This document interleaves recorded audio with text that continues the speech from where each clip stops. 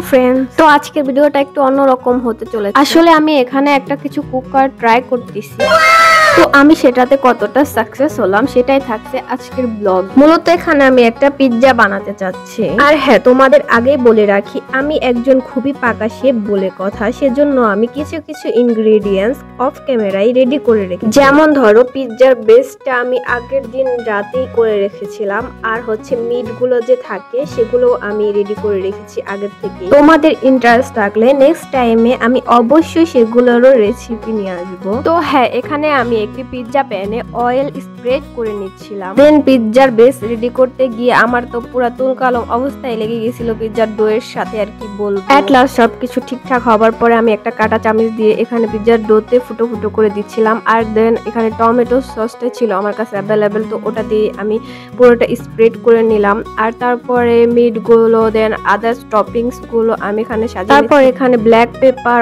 Oregano আর cheese দেবার পরে আমাদের কেকটা সাজানো একদম রেডি। এবার এটাকে ব্রেক করার সময় তো আমি একটা প্যানের ভিতরে এটা বসিয়ে দিলাম আর তারপর অপেক্ষা করতেছিলাম। আর দেন এটা হয়েও গেছে। তো এটা দেখতে তো একদম ঠিকঠাকই ছিল।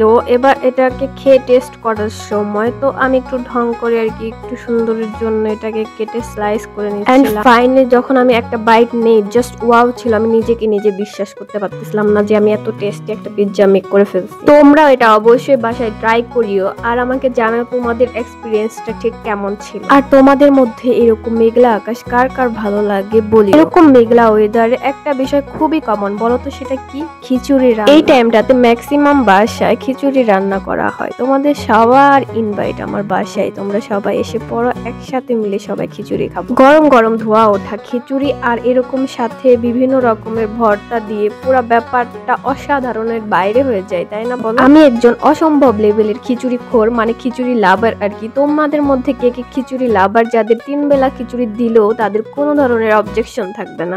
আমার তো না ভাই, আমি 3 বেলায় চোখ বন্ধ করে খিচুড়ি খেয়ে নিতে পারবো, আমি উফতাক করবো না। তোমরা তোমাদের ওপিনিয়ন জানিও। তো আজকের মতো ভিডিওটা এই পর্যন্তই, দেখা হবে, কথা হবে অন্য কোনো ব্লগে। ওকে, আজকের মতো এই পর্যন্তই, বাই।